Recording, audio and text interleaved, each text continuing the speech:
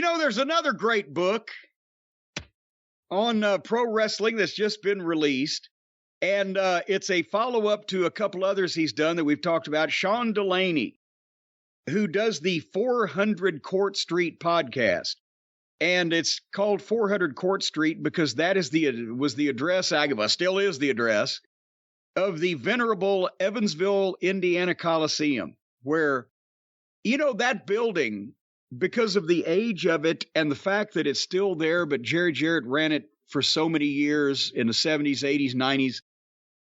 Lou Thez wrestled there as a rookie. Strangler Lewis was on the main event in that building, and it ended up that I get the most modern champion that would have worked there probably was Kurt Angle. Well, no, wait a minute. Kurt was in Memphis when they had already closed down. So The Rock, I bet, was there at some point. I don't know. We'll find out when Sean finishes his series, but he's done the history of wrestling in Evansville for 1959 and a volume for 1960. And the newest one, part one of the 60s, covers 1961 and 1962. And he's done this research through the newspaper files, which in the years that he's covered so far, Evansville had a local promoter named Leon Balkan. And he booked a different talent from the St. Louis office, the Indianapolis office for Barnett, and the Nashville office with Nick Gulas and Roy Welch. And, Gulas and Welch would end up taking over the whole thing through Jerry Jarrett years later, but they were minor players. The main talent in these years was from St. Louis and from Indianapolis, but they had their own local television show. So they used talent in different mixtures. It's fascinating. It was kind of a little territory within a territory, and with their own local TV, they made Rip Hawk one of the first, big local Evansville stars. Anyway, there's a factoid. I love that word. In this, and by the way, again, search him, Sean Delaney, the 400 Court Street podcast, History of Pro Wrestling in Evansville, all that good stuff. Buy More Press. I'm sorry. Rymore Press. Well, I thought it was an R. I couldn't see exactly.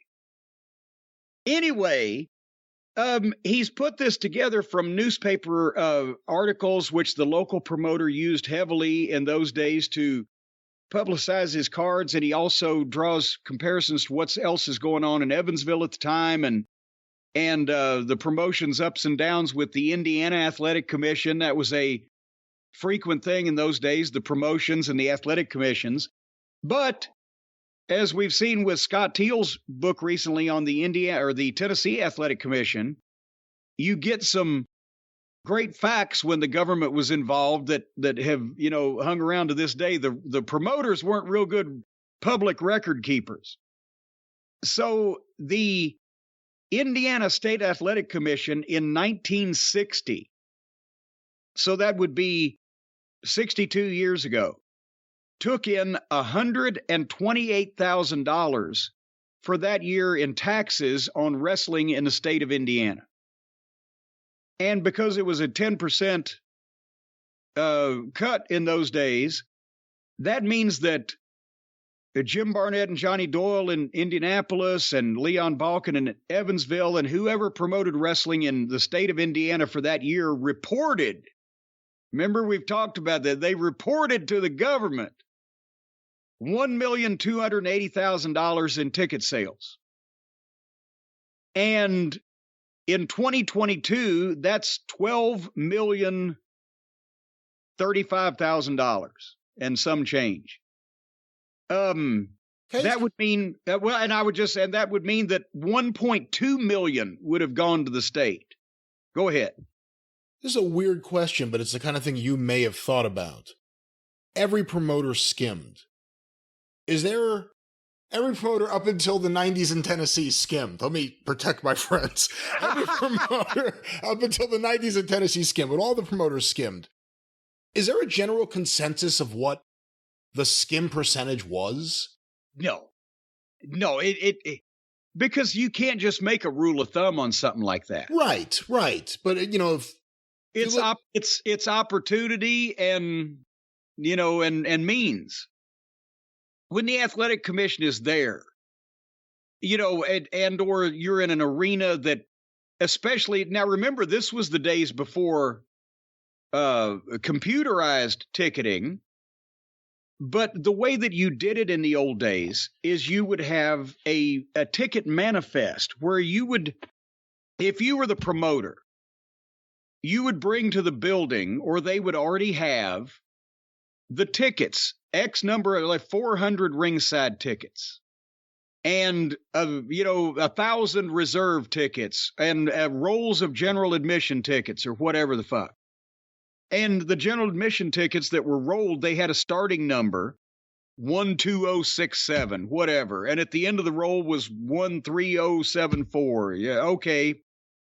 So you start out knowing how many tickets you've got, and then it was always a situation where some buildings wanted to have their own ticket sellers. In that case, the promoter put a person in the box office to keep an eye on them.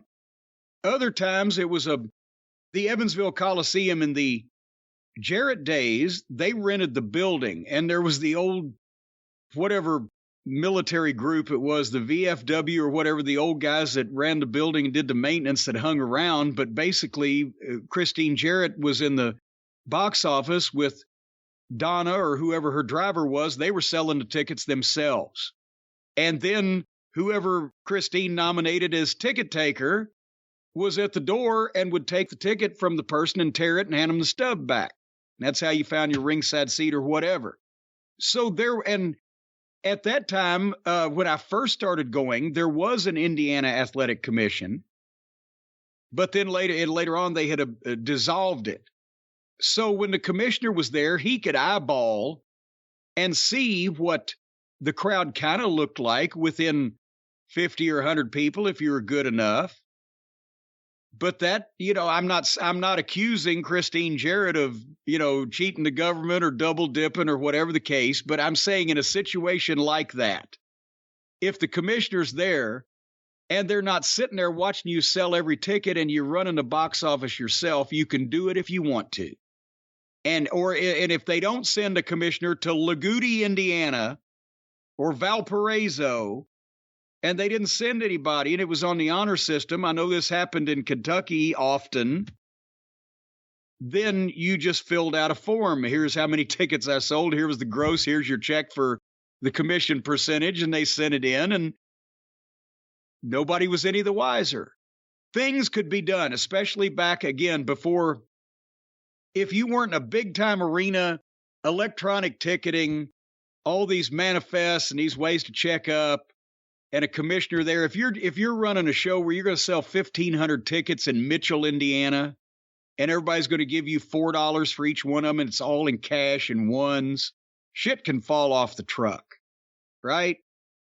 So the point is, there was ways around with means and opportunity in all of those days. That's why the boys always thought the promoters were fucking them on the house. They'd go out and they would look at the house.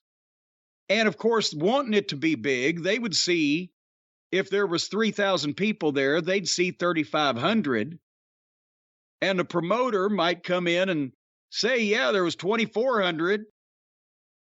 And between the two of it, it's way off. And then you've got animosity. There was a story.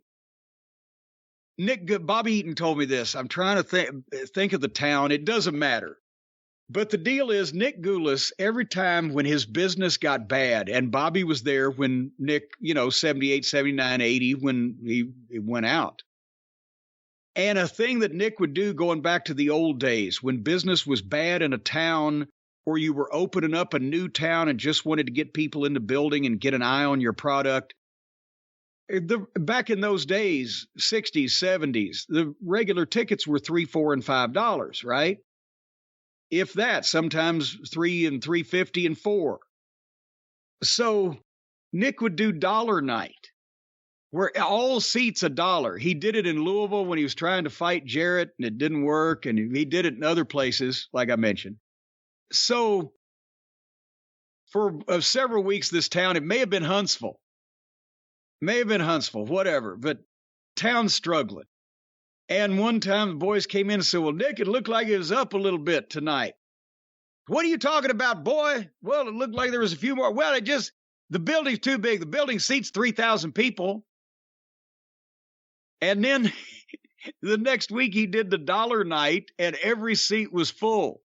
And Nick turned in $1,800. So you couldn't win. But anyway, so the point being, back to Indiana. Back home again in India. Indiana wants me. Lord, I can't go back there. So that means that in 2022 dollars, that was $12 million, the equivalent that they reported in income, and $1.2 million would have gone to the state on taxes for wrestling shows, because there was wrestling in every major town weekly or bi-weekly, and every little town on a somewhat regular basis. And at that point in 1960, there were no cities in Indiana with a population over 500,000. Indianapolis was at 476,000, and if you included the metropolitan area, it was still only 643,000. Evansville, that ran weekly shows, was the state's fourth largest metropolitan area with a population of 181,000. And they were doing those kind of ticket sales, and that's what was reported. And since Indiana was neither the best state for wrestling in the country, my God, like in Illinois or New York or California or, Florida or whatever, it wasn't Montana either. But if it just ranked in the middle, can you imagine if that was the median income, 25th in place for the United States of America, then can you imagine the gross in 1960? It's in for 50 states, and we had just gotten to 50 at that point. So again, facts like this I'm fascinated by, because it shows you how many people were buying tickets to see live professional wrestling, and then you multiply that how many times over with how many people were watching it on television. Because even in the Memphis days, when you had 300,000 viewers, you still only had 10,000 people at the Coliseum. That's 30 times the amount. So what the fuck? Anyway, that's why I love did you have any questions, Brian, on my tax dissertation? No, I love segments like this, and I'm looking forward to checking out this book. I will say I've heard a little bit about Evansville lately from wrestling fans for some reason. No one has a good thing to say about the town. Well, the Rock-A-Bar Pizza. Rock-A-Bar Pizza was the best thing about Evansville. It was a Wednesday night. The building in the 70s was old, and it was not a big drawing town, even, through the Jarrett days, because it was a Wednesday night town, and they had TV there, and they could run spot shows off of it, and they basically wanted to pay the boys on Wednesday night and gross enough money to pay for the expenses and have something left over, but there were never major events there, at least in the Jarrett years.